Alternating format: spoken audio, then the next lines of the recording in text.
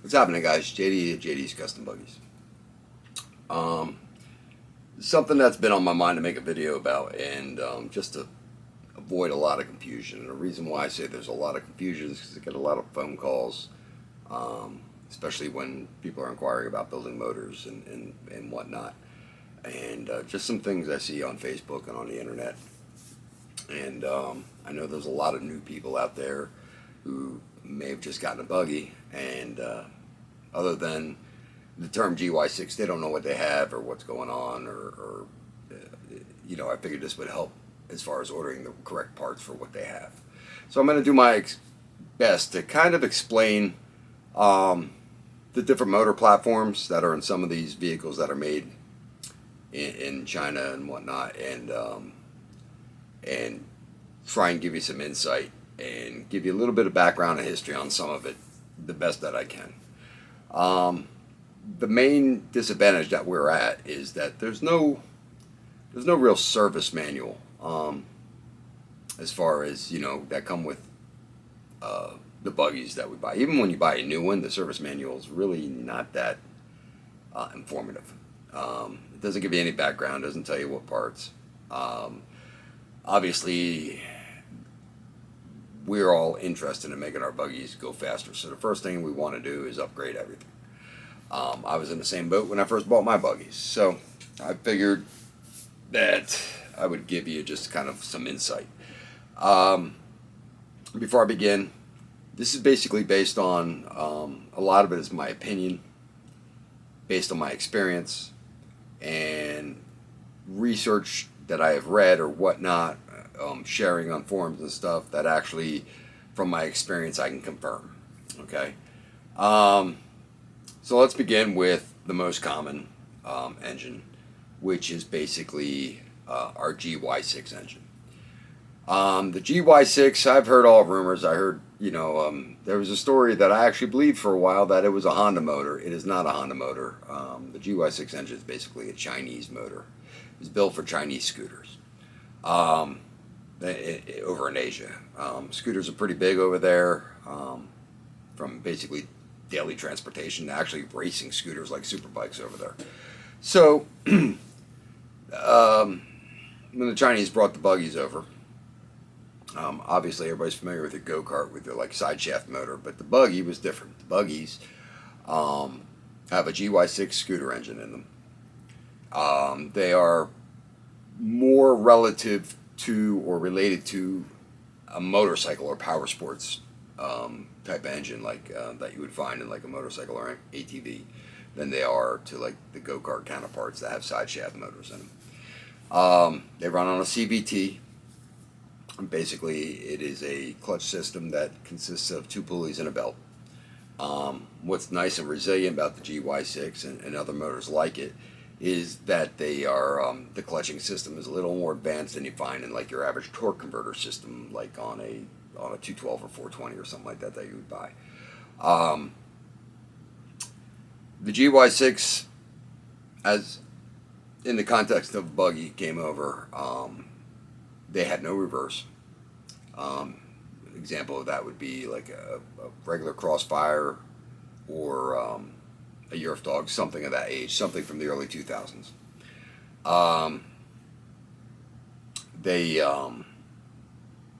They were basically the motors that came in a Yerf Dog and in a Crossfire. You could basically unbolt and pretty much fit right into a scooter. The output shaft, and I'll explain kind of the context because, it was kind of a smart choice of motor to use. Give you an example. The output shaft for your sprocket goes on your buggy is basically the same output shaft that receives, it's called a final drive shaft, and that's where the wheel goes onto on a scooter. If you buy a crate engine, like the crate engines that I sell, the short case and long case GY6 engines, they're basically scooter motors. They have a Kickstarter in the CVT cover where your exhaust would hang. They have a shaft and a drum brake system in the round part. Why is that all the back of the motor round and whatnot? It's because there's a drum brake system that goes there that when the wheel mates up to it, it has basically a drum on the hub or on the wheel itself, and then the actual drum brake system is mounted to the back of the motor. There's extra bushings on the back, if you notice. Like there's one rubber bushing that has no use whatsoever on the buggy. That's the shock mount. That's where the shock mount mounts to on a scooter. Basically, the engine itself acts as the swing arm to the scooter. It pivots on the cross bolt that it hangs from, and instead of like hanging on the back of the buggy, it basically has a shock, and the whole motor pivots with the wheel attached to it. On the buggy, it mounts to a swing arm, and then that final drive shaft has a sprocket to it, and basically runs a chain to a live axle that runs two tires on the back. The GY6 motor is 150cc, most common, and then there was a 125 version too. If you look at the old school, and I'm referring to the old school GY6s, back in the Earth Dog days, Carter Talon days, stuff like that. And when you read the engine code, it was 90% of the time it was 157 QMJ. The 57 represents, the 1 is basically single cylinder. The 57 basically represents that it's got a 57.4 millimeter piston or a 57 millimeter piston. Now, the exception to that is the Earth Dog, which was considered a 150. The Howard engine had basically a 57 millimeter piston flat, no .4. But your common standard GY6 motor, the piston size is 57.4. There was a 125 version. Carter Talon, I actually owned one. There was a Carter Talon 125, the first gen Carter Talons, and that was a 152 QMJ. And basically, the 52 was just the 5 millimeter difference of piston. So 52 millimeter piston instead of 57. There was also a 50cc motor that's listed as a GY6, and that's the QMB 139, and that's basically the basic four-stroke motor you find for a scooter. They consider that a GY6. I kind of separate the two because they don't share parts, like internal engine parts. There are very few parts that they share. The clutch is different, it's a different size, the variator is different. Obviously the cylinder, the cases are different, the CVT cover, everything about it is different. What they do share is basically outboard of the motor, which is like, you can use the same CDI and coil and stuff like that. But motor itself, really they share nothing in common. They're more like kissing cousins, okay? It's a smaller version of the GY6, but it's completely different. Like I said, none of the parts are swappable. And that's referred to as a QMB 139, 39 representing that it is a 39 millimeter piston. As buggies progressed, they started adding reverse. And if you look at if you have a Earth Dog, it has a real short shaft with just a sprocket on it. If you look at a Carter Talon, and I'm just using buggies for the sake of example around the same time frame, Carter Talon had an external reverse box. Bahadoon had an external reverse box. And what this was a box that mounted on a longer final drive shaft that was also used on some scooters. So basically they put the longer shaft on and then slid this box on and it bolted up to the shaft. And it has a planetary gear in there that as you pull a cable, it engages this planetary gear and makes everything roll in reverse, and so you go backwards. It is an add-on. You can add these on to other motors too. If you change the final drive shaft, you could basically almost add an external reverse box to just about any one of those motors that didn't have reverse to begin with. So as time went by and reverse started becoming more important, they started incorporating reverse into the motors. And one of the first ones, I guess, and I don't know if it was the first, but one of the first ones I remember seeing was the Howitt motors that came in, the Baja Reaction and the Crossfire 150R. And this was basically, it actually was a lot of GY6 left in it. It had a final drive gearbox, which is the panel behind the clutch that you could take off. You could change the gear set in it. And what they did was basically they added a case piece on the back of it with a different final drive shaft. It ran a dual chain sprocket and it was a really fat splined shaft. And what they did was basically take the external reverse idea and add it on to the back end of the motor. and incorporated it so it was one piece. So it's basically one of the first internal reverse motors. Again, you pull a single cable. It's spring loaded. It pulls it has the planetary gear in that particular motor looks just like a reverse box. If you took a reverse box apart. So same concept, just incorporated into the motor. And then as time went by, the most common probably internal reverse motor, or at least that made its way around, would be the motor that you would find in the Hammerhead GTS, the Trailmaster 150s, and the American Sportworks buggies. American Sportworks is now out of business. They're known now as the same company as Landmaster. They just basically stick to like farm vehicles, like UTV type utility vehicles. But they used to make some bad buggies. The Helix, American Sportworks had basically acquired Manco. So when they did that, they got the Helix because there was a Manco Helix before there was a American Sportworks Helix. So that was the platform that they inherited from Manco, which was their 150cc buggy. And then they kind of branched out and other models came about like the Zircon, the Quantum, and the Carbide. So all these buggies basically used that same motor. Even when the Helix was a Manco, it still had that same motor. And that motor is basically an internal reverse motor that's got a shift drum in it. Has a forward, now a neutral and a reverse, unlike the Howitt version, which was basically backward and forward.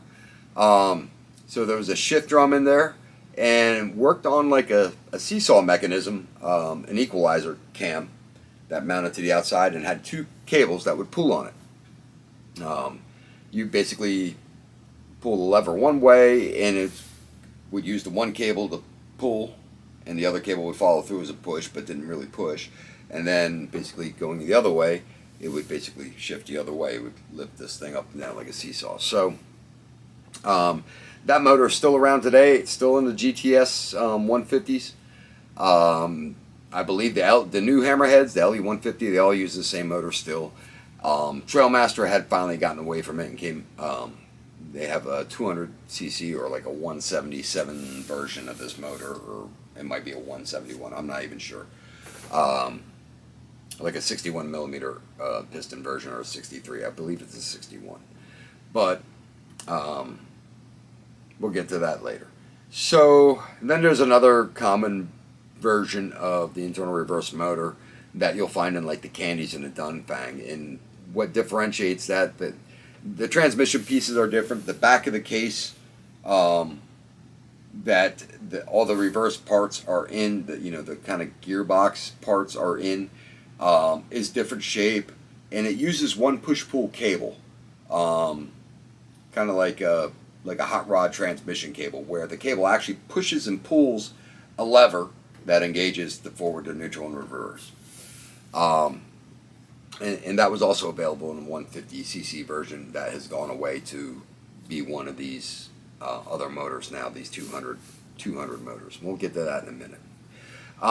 Some things that you might want to note about these different engines. So let's talk about the top end. Upgrading the top end, as of a couple of years ago, the biggest drop in cylinder kit was a 58.5, and this 58.5 would fit any GY6. It would fit a Howitt, it would fit the Carter Talons and most others. Then they came out with a 61 millimeter drop-in kit. 61 millimeter is obviously bigger in diameter. The only issue with the 61 millimeter kit in older motors, such as the Howitt motors for sure, it will not fit. You can't put a 61 millimeter drop in there. You could if you bore the case, but you can't just drop a 61 millimeter in this motor. And I believe the old Carter Talon motors were the same way. So like basically, I would say the mid 2000 motors for sure, the 61s, in the buggies, the 61s won't fit. I would double check your measurement before you actually would order a top end kit for that. But when in doubt, you can always fall back to the 58.5 millimeter. The Howitt motors are for sure because they have the smallest bores I've ever seen in a GY6. And when I mean the bore, I mean the hole in the block that the cylinder fits into. Not only did it have a smaller piston, but it actually had a smaller bore. There are some 150cc kits, just standard replacement 150cc kits, that the cylinder wall is too thick to fit in a into a Howitt case. I actually had to outsource a different cylinder kit and make a kit, like a top end kit, just for Howitts, because the standard kit that I was using wouldn't fit into a Howitt case, but it would fit every other motor.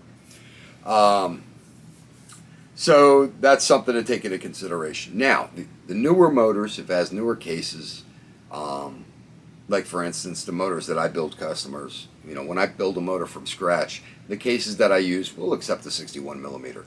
The internal reverse motors from Trailmaster, Hammerhead, and the American Sportworks, that version of the internal reverse motor will definitely accept the 61 millimeter. While we're on that, when putting a big bore kit in that, some cylinders are the height of the cylinder, I guess you would say,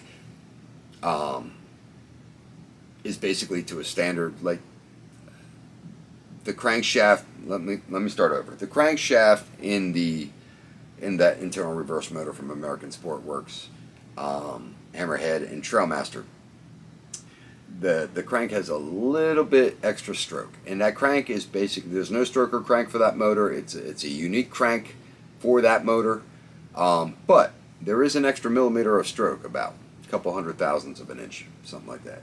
Enough that I have found that when putting a 61 millimeter drop in, I usually double up on the base gasket, and the reason why is I have put them together, put them on a start stand, started them up, and you can hear the piston smack in the head. It's out of sealing. So because the stroke's a little longer in the cylinder standard, it basically will just kiss the head. To start it and listen to it, you haven't done any damage. You can shut it off. You can take the cylinder back off, add an extra base gasket. To run it, I have seen them smash pistons to bits, to continuously run it that way. So if you do hear a noise like that, I would my advice is, if you're putting a 61 millimeter drop in that motor, or any big bore kit, that you might just want to add an extra base gasket for safety, and to keep you from doing it twice. So that's just a little side note there. There's going to be plenty of side notes. I'm trying to stay on track here, and I probably should have outlined this on a piece of paper, because I'm going to jump back and forth, but I'm not going to get off the GY6 until we kind of cover all the bases, or at least I hope we cover all the bases. The other thing is that on these internal reverse motors, and the one from Candy and the one from American Sportworks, Hammerhead, and Trailmaster, you cannot change the gear sets like you could on the older GY6s and the Howitt internal reverse motor. There's no gear set to change, okay? All the cogs and whatnot that make it go forward, neutral, backwards, and the whole thing in the shift drum, they are all incorporated and basically mesh with each other. There's no gear changing in that as far as the internal final drive. Where you can make gear changes are sprockets. There are numerous sprockets available for the motor. 12, 13, 14, and 16. So you can change your gearing that way, but not internally. As far as the crankshaft differences, as far as I know, there might be 3 different crankshafts, but I've only come across the 2, and that's the one that comes in a standard GY6, your regular GY6 motor, and the internal reverse American Sportworks Hammerhead Trailmaster motor. What makes the cranks unique are one from the other. A regular GY6 crank is tapered on the variator side, as the bearings, the crank bearings are the same size on both sides, left and right, and when you fit the variator on, there is a kickstart gear that goes on before the variator. Now that serves 2 purposes. A, for scooters, that a Kickstarter, and that's how it basically is a gear with teeth in it, that when you kicked it, it would turn the crankshaft and get it going. The other important function that it is basically to space the variator so it lines up with the clutch. So you can't just put a variator on it without that kickstart gear. The internal reverse motor, the Trailmaster motor, basically has 2 different size bearings. So the one on the right side is standard, the one on the left side is larger yet, and it has no taper. basically has a step down that was turned into it. So your variator goes basically up against the step down, which goes right past the oil, sticks out past the oil seal enough, and then that variator goes right up against the step down. The one nice, unique feature about that motor is that it has an access panel behind the variator that you can take out with 2 bolts. And you can actually change the cam chain without splitting the cases. Nice feature. Be cool to see that feature in basically all these motors. But it is a convenient feature. So, I mean, there are pros and cons. I like the old school GY6. Remember, I'm basically racing my buggy 100% of the time. So what I'm looking for is less parts in the motor to rotate, and less rotating mass and whatnot, and all those extra gears and whatnot in reverse. Basically, there's going to be a little bit of parasitic loss in there. The other nice thing I like about the old school GY6 is being able to change the gear set. That you can actually, there's something to be said about changing a gear set versus a sprocket change, as far as fine tuning. Like, it just gives you a whole nother bracket of adjustment as far as your get up and go. So I mean, there's different, and the motor overall is lighter. Probably an extra 10, 15-ish pounds with an internal reverse motor versus a motor with no reverse at all. So that comes into play too, especially with what I do.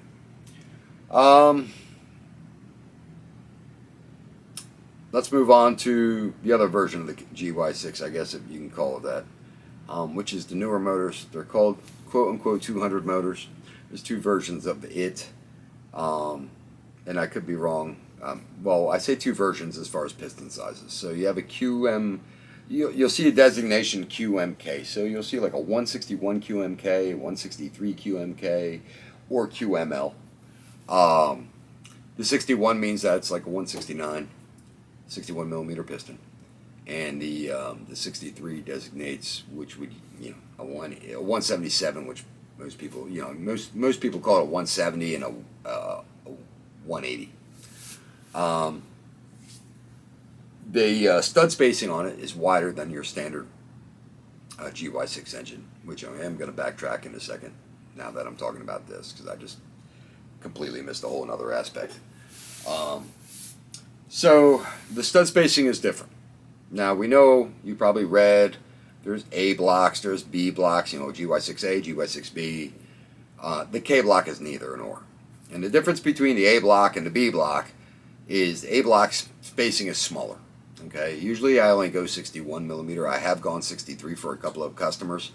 Bored the case out to a 63. I don't particularly like that.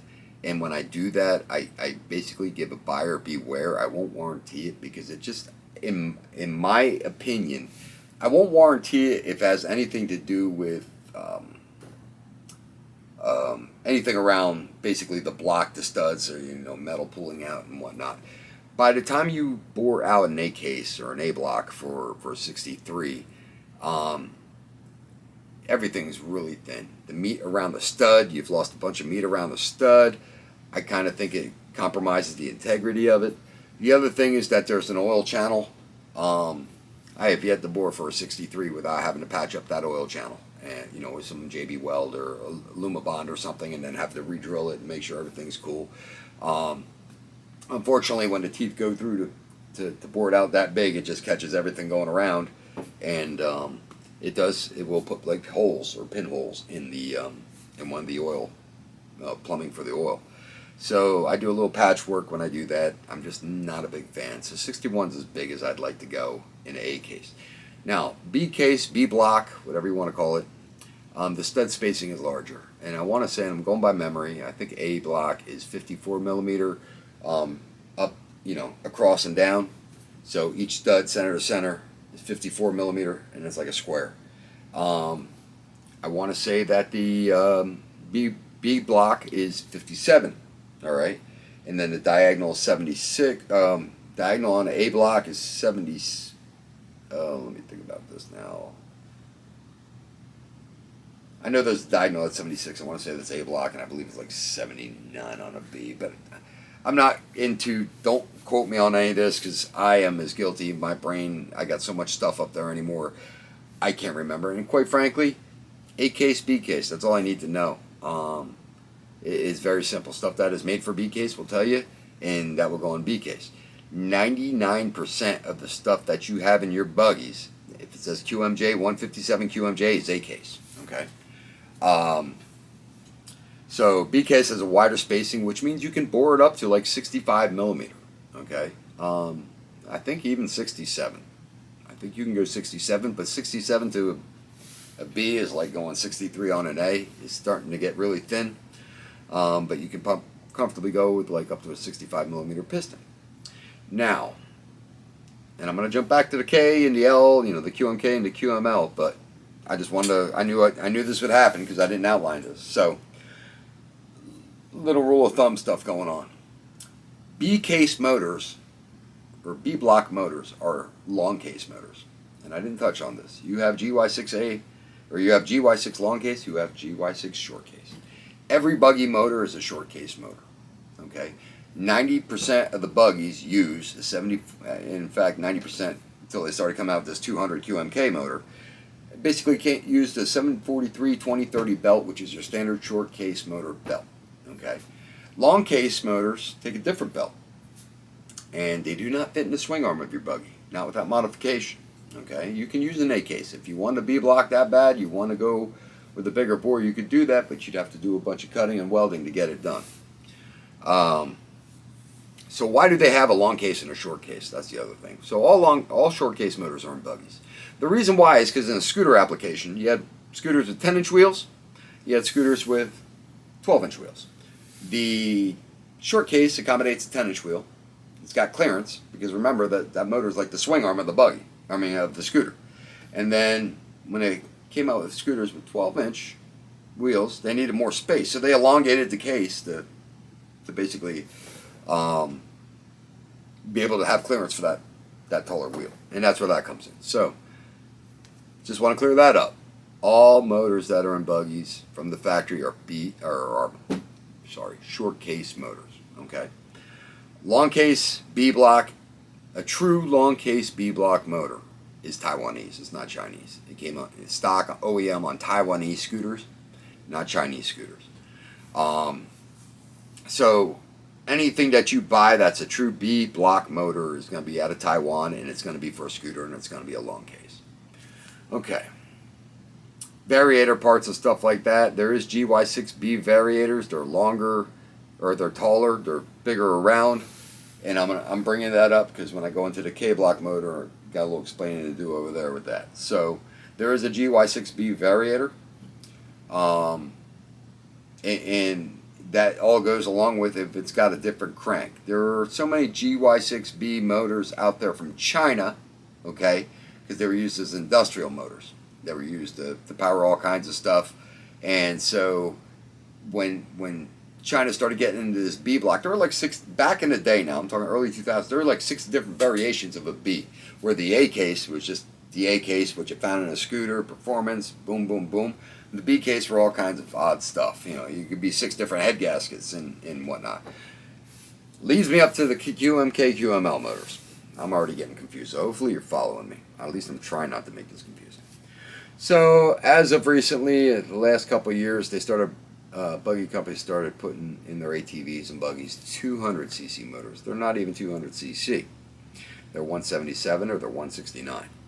But they just rounded up a whole bunch and called it 200. Why? For marketing appeal. Why have a 150 when you can have a 200?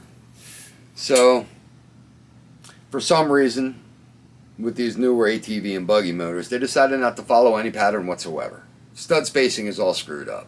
It's not A, it's not B, it's all its own. In fact, some of the motors don't even have square stud spacing. So like I told you, like 54 up or across, 54 down on an A case.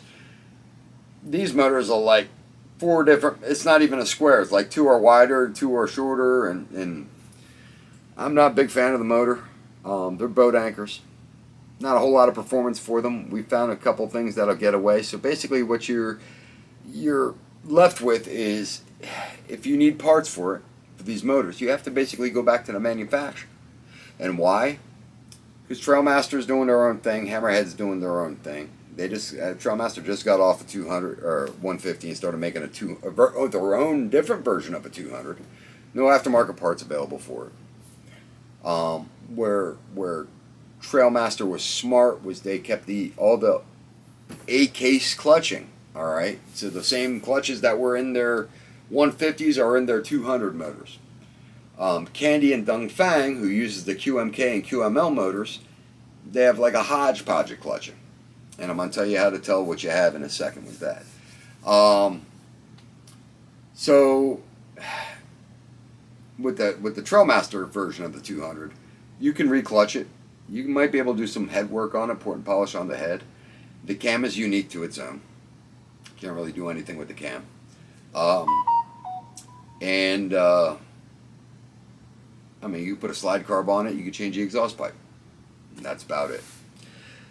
I'm a bigger fan of a 150 than a 200 anything, just because of the availability of the performance parts. So going back to the QMK, QML. QMK, QML motors, for the most part, if you take off the clutch cover, not that you have another one to compare with, but most likely it's got a different belt. It'll be a 758 22.3 by 30 belt. Okay, that means that you have a GY6B variator, and you have a larger clutch pulley in the back and a larger clutch.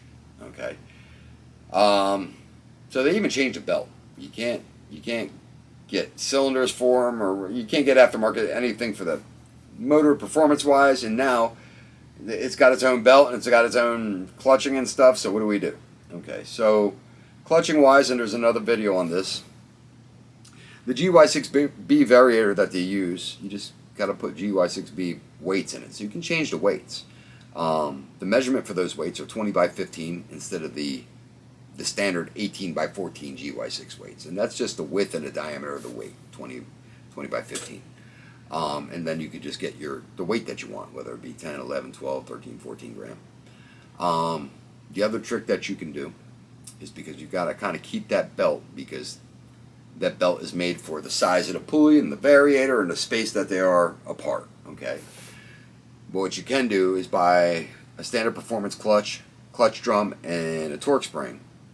Take that clutch apart and put this clutch. It will mate up to the pulley that's on there. Now the clutch and the drum are going to be smaller diameter, but the performance clutch is going to outperform the stock one on there anyway. So there are ways around to do some of the stuff. The other thing you could do is port and polish the head, put a slide carb on it, put an exhaust on it, and that would probably liven it up a whole bunch. Parts for these motors, you have to go back to the manufacturer. If you have a Dongfang, you have to go contact Dongfang or whatever distributor is distributing the Buggy. These motors are also sold under the manufacturers or nameplates of Candy, Massimo. Malosi's a clutch. Massimo, which is a UTV maker, Chinese UTV maker, they started selling Buggies. Basically, they're just rebranded Candy and Dongfangs, but they all use that same motor. So if you need motor parts, if you want to keep OEM parts, 90% of the stuff you're going to have to get right from the manufacturer. Manufacturers, the reason why I don't deal with most of these companies is because I found that they're very slow with getting parts to you. Even if a dealer, if I have a customer's machine sitting here, the one or two times that I actually dealt with a Dongfang, because I have an account with a company that distributes Dongfang. The only reason I keep it around is just in case of emergency, and I waited like 4 weeks for parts. Okay, I usually get parts in 3 days to a week from everybody I deal with. So I'm not a big fan of working on them, dealing with them. I certainly won't sell them. I hate to be the bearer of bad news, but I'm just trying to. So if you need to buy the parts, that you're not buying regular GY6 parts for these 200 motors, these QMLs and QMKs. My opinion is that those motors are fairly close to the Trailmaster internal reverse 150. So if it comes down to having to rebuild that motor or try and do a motor swap, I think they're close enough that with some slight modifications, you can get that motor to fit in there. I had one customer with a Candy who we had to do something like that with, and we took a bunch of pictures and measurements, and basically by the time he was done, he actually got it done without any help of mine, just based on the pictures and measurements and me telling him what I think he'll run into, and he figured it out. But basically, he bought the motor, the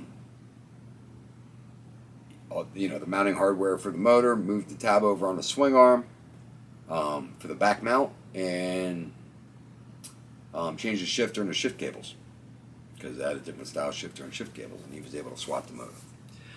So I think that I've confused you guys enough with that whole thing. So then the other motors you have is the 250cc motor. Now, 250 in the buggies, you have a CN250. Well, old school rule of thumb from the old buggy forums is there was a CN250 and a CF250. Okay. The CN250 was basically what was considered a motor that didn't have an internal reverse. It was mated. It was a 250cc water-cooled single-cylinder motor, 72 millimeter piston that was mated to a gearbox or an external reverse box that drove a chain and a live axle. There was an independent rear suspension version of this where CVs.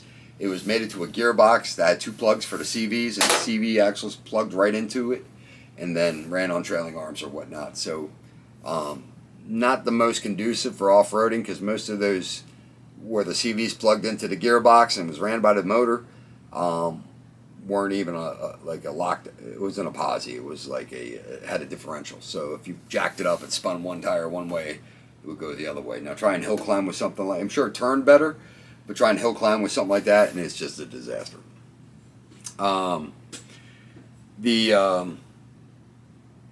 The motor actually is a clone from a Honda motor. That is a true Honda clone motor. It is from the Honda Helix from the 80s, the scooter. The Honda Helix was designated from Honda. The designation for it was the CN250, hence the name, the motor, CN250. Just like Honda called their race bikes were CR, CR80, CR125. This particular scooter was called the CN250, and then it had the name plate Helix on it, and so that's where the name CN250 comes from. It's basically the actual Honda name. Okay, the CF was a different motor. So where the CF was different was the top end, I believe the crank, the rotating assembly in the top end, so the crank, the cylinder, and the head, and the cam, and all that stuff was the same. It was all CN250 stuff right there. Where it differed was it had an internal reverse with a high, low, and a neutral. So the whole left-hand side case was different, and then it had like a 150 with internal reverse, had a whole deal where it had a cover on the other side where a sprocket would stick out, and the case was real fat and everything. It weighed actually a lot more than a regular 250. But like I said, I had a high, low, neutral, and reverse. The clutches were larger. The clutch and variator were different and larger. Bigger pulley, different belt. So you could swap CN stuff with the belt to the CF version, but you couldn't go the other way. It wouldn't fit in the CVT cover. And the CVT covers were different also in the two motors. Now, why is that called a CF, was because it says CF Moto on the side. Now, CF Moto is actually an engine building company that they actually to this day now they've actually branched out and sell ATVs and UTVs. But it was on the side of the motor, and the two buggies that come to mind where this motor was there was a Hammerhead, the GTS 250, the 250 before that, I was getting them confused. I forget whether it was the GT or the SS 250, because there are a couple different versions of the 250s from Hammerhead. But and the Joiner 250 Sandviper. And basically what that did was ran a sprocket that ran like a mid-axle, and then the CVs would plug on the other side of the bearings, and so it was chain drive. But where it got the nickname is everybody in the buggy forums called it CF 250 because CF Moto. But if you bought a Chinese clone, or actually any Chinese CN250 clone, was actually made by CF Moto also. But it helped differentiate when people were asking questions about the motor. What do you have, a CN or a CF? The CN version was basically like a GY6, had no shifting or nothing. There was nothing to it. Whereas the CF version had, like I said, the high, low, neutral, internal reverse. Everything was built in to the motor, just like the GY6 kind of version of it. So parts are getting harder and harder to come by, but for the most part, I know the clutches are different, but like the top end stuff, the head, the cylinder, and all that, your standard CN 250 stuff will fit that motor. So let's talk about the 300 motors that you find in like your Trailmaster. So I call it the motor that still passes emissions. The reason why it basically fit the bill that the Hammerhead 250 and the other 250cc buggies left vacant. And the reason why they left vacant, quick story about the 250, we'll backtrack for a second, is in 2012, Hammerhead had redesigned their buggies, and actually in 2011 they came out with the GTS 150. It had external reverse 150cc GY6 in it. In 12 they moved over to the internal reverse motors, and in 12 they were going to bring out the 250 version of the GTS. Now the GTS was the buggy that's got the plastic cowl with the fisheye headlights and whatnot, the whole redesign. So it was that year, I believe, that the 250s stopped passing whatever law that they had passed. They weren't passing the emissions in the customs deal. They couldn't get them in the country. So half of the 250s that had just made it in complete, and the rumor that I heard was that the second half or batch of that buggy came in without motors. And what they did was they shipped the motors separate and actually put them in the buggy when they hit the States. Apparently, you could sell the motor here. You just couldn't sell the motor in a running machine, or it couldn't be in a machine. So that's what they did. They brought over, they didn't want to lose their money. They already had the chassis and the buggies. They're already manufactured. So once they came here motorless. The motors had already been shipped here, and then they put them in the motors, or they put the motors in the buggy when they, when basically they, got to the States so they could sell them. And then that was the first and the last year of the GTS 250. Grand opening, grand closing. So Trailmaster had a 300, and apparently that motor meets the requirements that Customs had set aside. Now that motor, where did it come from?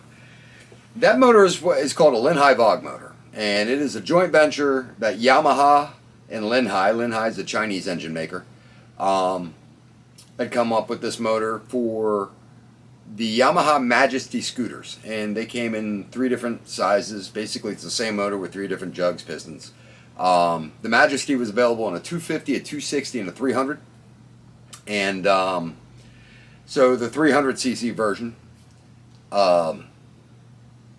basically used for the buggy. Now, again, it comes. This motor, I believe, was also found earlier on in a Manco 300cc quad, and I've also noticed that the same motor that's in the Trailmaster is also in like an Ice Bear 3-wheel scooter, trike scooter, with the reverse, so you can back the scooter up. So I've seen them in a couple different buggy wise. I've seen a 260 version in a buggy, and it was mated to something, and I'm going vaguely by memory. It was an independent rear motor, or independent rear buggy, where CVs plugged into the back of the motor. So the motor had an add-on, and instead of having an external gearbox where the CVs plugged in like on the 250s, this thing, the CVs plugged into the back of a motor. Kind of reminded me of like the Suzuki 4x4 quads that they made back in, I want to say, the early 90s or something like that. There was a 250cc 4-wheel drive that had an independent rear, and the motor kind of looked like a GY6 where the CVs plugged into the back of the motor. So I've seen it like that, and then I've seen it like with the internal reverse built in. And the internal reverse version that you find in the Trailmaster buggy actually uses a lot of the same parts as the 150 internal reverse. It uses the same output shaft and sprocket. So the sprockets from the 300 and the 150 are actually identical. Good motor, decent power. They vibrate a lot. And so when you're shopping for this motor, if you're looking for parts, especially like CVT parts, anything that fits Lin-High Bog motors will fit this. So if you look in gotbuggies.com, I kind of have a whole CVT performance section that's broken down by motor. So basically, that's so you can, if you had a 300 or a 250, you can kind of narrow it down and say, okay, everything in this section fits my buggy. The weights on it are 2012. They actually they're 20 by 12. Come in different weight varieties also. There's actually 8 weights in the variators instead of 6 like the 250 in the GY6 motors.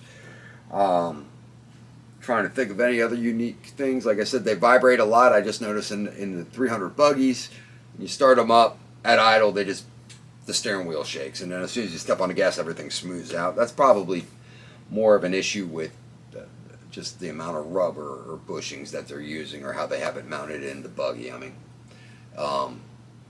they could probably fine tune that thing and make them vibrate just a little less. It'd be kind of nice. Decent motor. I don't have any. It fits the bill. I mean, if you're looking for a bigger than a GY6 buggy, then yeah, that motor kind of fits the bill for that. It's got a good power. Given a choice between like a 250 and a 300, I would definitely go with the 300. The 250, especially the CN version, because there's no cam and there's not a lot you can do. I've changed carbs and CDIs and coils and stuff like that, and there's no gear sets. Although they have a gear set up like a GY6 on a 250, you can't change it because they don't make them. They just don't make anything different than what comes in at stock. So I don't really like the gearing that's in it. It just feels kind of doggish to me. And basically that motor is just adapted straight from the scooter to there's no real changes in it. There are some clutching available for both the 250 and the 300, but you're limited to, as far as performance product, it's Dr. Pulley, which is the pricier clutches on the market, but you can get variators clutches for actually both versions of the 250 and the 300. Weights and springs are available. I know I carry them, so they're available for both the 250 and the 300 also. Cam, there was no cam for the 250, but I had a customer told me that they bought a Melosi cam for the 300. I don't have an experience with it, so but that's where it gets it's basically a Yamaha clone. That's where it gets its origin from. The one last motor we could talk about, and I'm sticking with CVT motors and stuff, and it's really not found in buggies, but there is a Yamaha Minarelli